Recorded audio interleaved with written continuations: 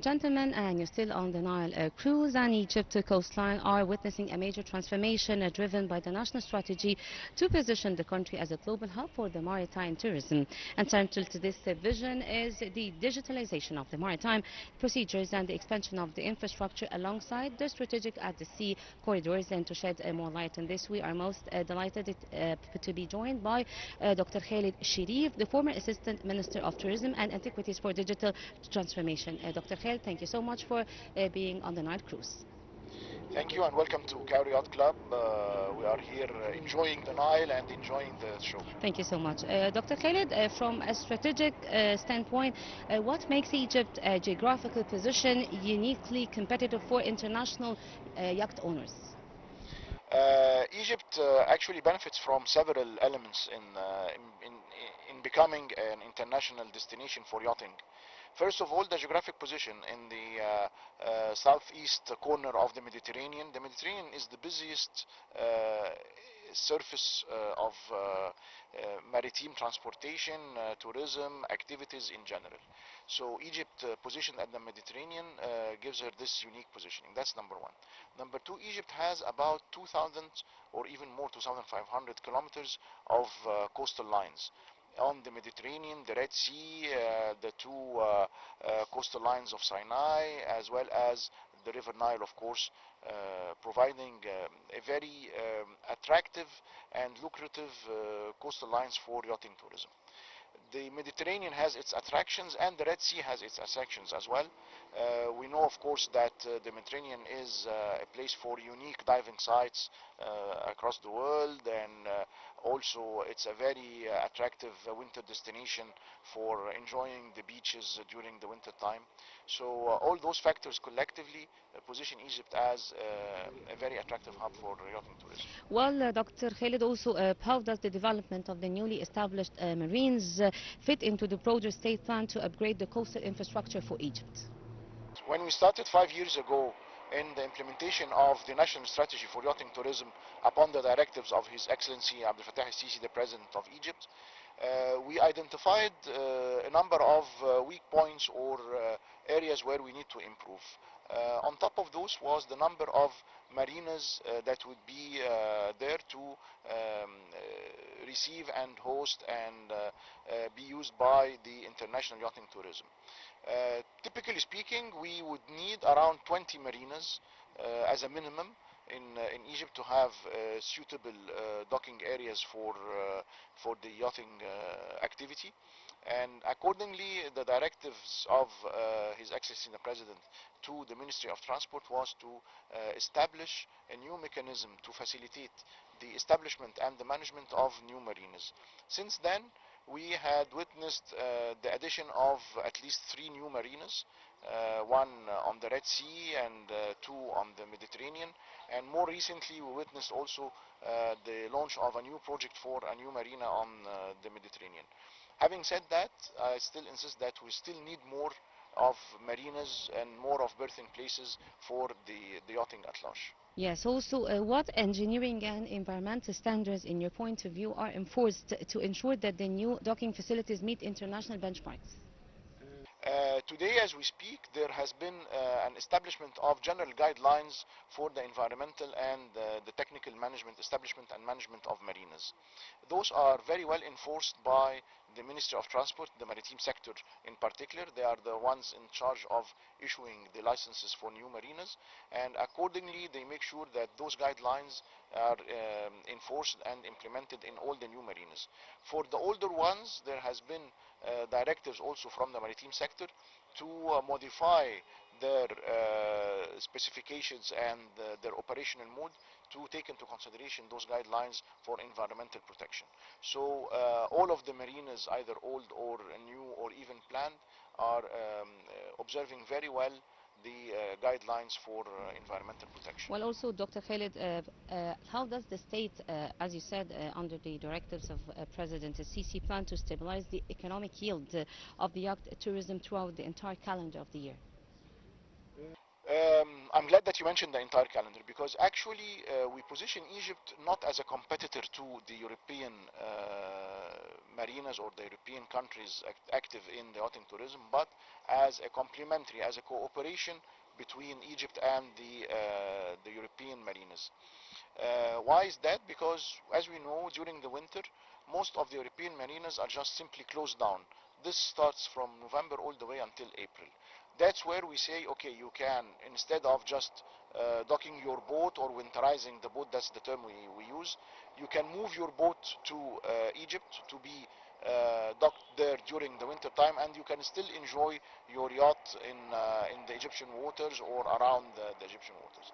This depends on two elements. First of all, as we mentioned in the previous remark, we need to be ready. We need to have the places and the spaces to host those coming boats through the establishment of new marinas. Secondly, we have to talk about that. We have to promote the Egyptian destination, or Egypt as a destination for winterization, for winter activities, for yachting, instead of just winterizing the boats and keeping them unused during the winter. So the two go hand in hand. What are the most significant structural challenges that can be encountered when the first digitizing the maritime tourism entire the procedures?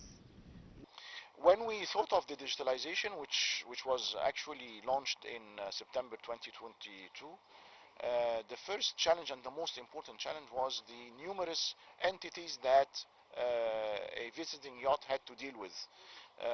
At the time when we started working on that, we had 12 entities. There are always 12 entities that a yacht has to deal with. But to deal with them 5 years back, one by one, it took generally a very long time. So the time for clearance of a visiting yacht used to take on the average 3 to 4 months even to get it done.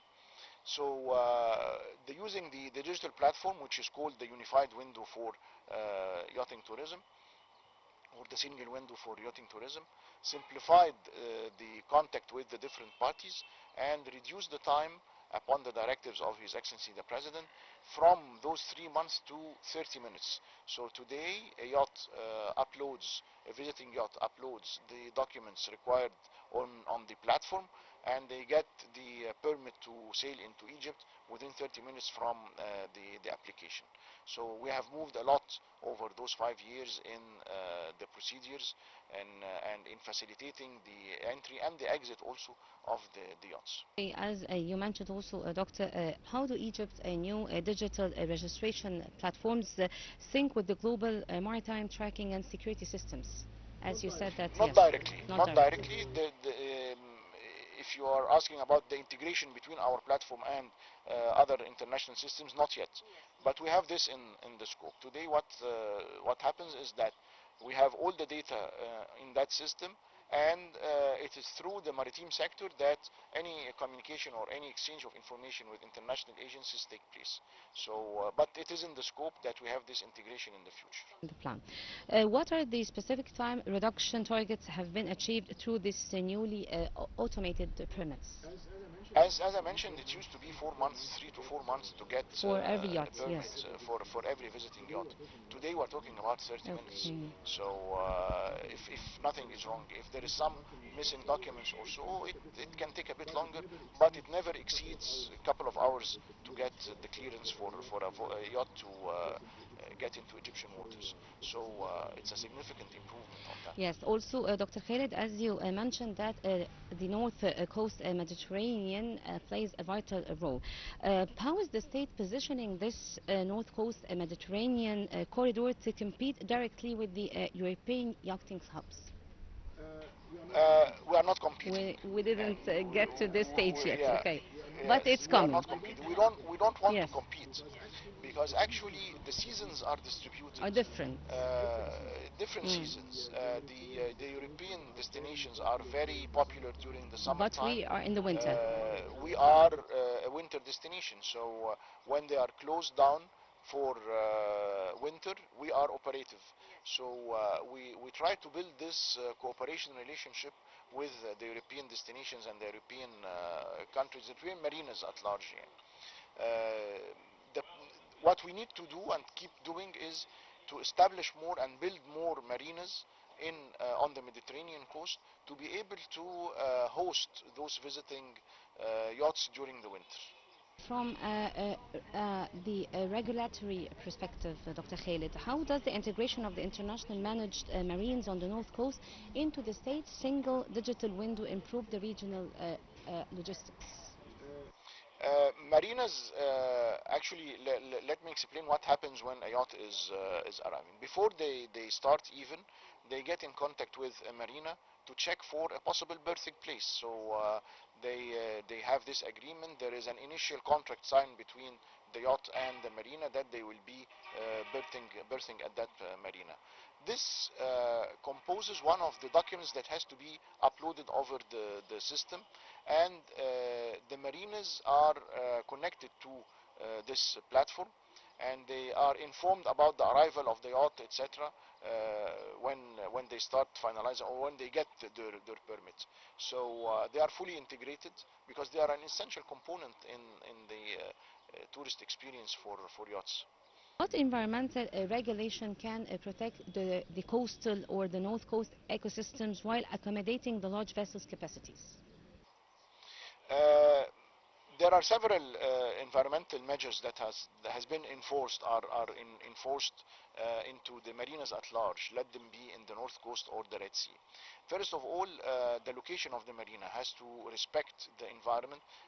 There should not be any destruction of the coastal line, like in corals or reefs or even rocky areas that are considered unique.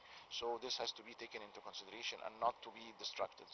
Second of all is the disposal of waste. Every marina, to get their operating license, they have to have an integrated, fully fault-proof waste disposal system, through which the yachts can dispose of their weights, and the treatment of that waste is done in a professional manner and disposed of later on. Also on the precautions that are taken while refueling. So the refueling stations, the refueling stops at the refueling spots at the different marinas have to be subjected to certain guidelines and certain measures to avoid any oil spill into the water or overflow or things like that. So all those measures are taken into consideration and observed both by the marina management and the regulatory authority. And giving back to the role of the international exhibitions, how it can play in demonstrating Egypt's technical readiness to the global operators. We mentioned that it's all about the promotion. Promoting Egypt as a yachting destination has several elements or several components. One of those components is the organization of international shows or fairs I'm promoting about tourists. boating, Yes, and yes, those show the size of the industry in Egypt. In those shows today, we have a very important show that takes place annually, which is the Egypt International Boat Show, and actually there everybody exhibits. So the marinas exhibit, the local manufacturer exhibits, the agents exhibit, brokers do participate in that exhibition. All of those serve to put the spotlight on Egypt as a yachting destination. Also, are there any ongoing efforts to connect Egypt's digital maritime system with the neighboring Mediterranean and the Red Sea ports? Not from a direct digital point of view, but definitely there is a continuous coordination between it's mostly between Mediterranean Egypt and ports, Saudi yes. Arabia, Mediterranean ports, of course, but on the Red Sea, between Egypt and Saudi Arabia, there is a joint committee that works on a joint promotion and handling of visiting yachts. In the Mediterranean, Egypt is joining several forums to have this joint coordination with the other countries, and there are still more forums to be joined. For example, there is the ICOMIA, which is the International Congress of Marine Industries Associations. We are currently establishing the Egyptian Association for Yachting and Boating. This will be the non-governmental body that brings in all together the different parties interested in the yachting tourism, and this will be an active partner or active party to the international community in the Dr. yachting tourism. Khaled, where do you see the potential for the predictive data analysis to improve the traffic management into our local marines? Through the unified window that is currently in operation since about almost 3 years now, We have started to collect data. Before that, there was no data collection. Using this data, will start to establish more understanding about the traffic. Actually, we also use internationally available data about the yachting traffic in the Mediterranean. Now that we have our own data, it will help in planning our different activity seasons, in seeing what destinations in Egypt that yachts are more interested in, etc. So the introduction of the platform is allowing us to collect data then that would be analyzed to help us in better understanding the yachting pattern at large. Dr. Khaled, looking ahead to the next 5 years, as you said, there is a lot of plans are coming to be implemented. What remains the most critical regulatory milestone Egypt must reach? We still have, I would call them not regulatory but rather operational challenges that need to be resolved in the coming time. I hope much before the 5 years. I hope that we can resolve them Within soon. the 5 years, within the next 5 years. Yeah, but those are to resolve those operational challenges is very essential and important in order to be able to get more yachts, to make the things happening here easier, to make the experience of yachting a pleasant one.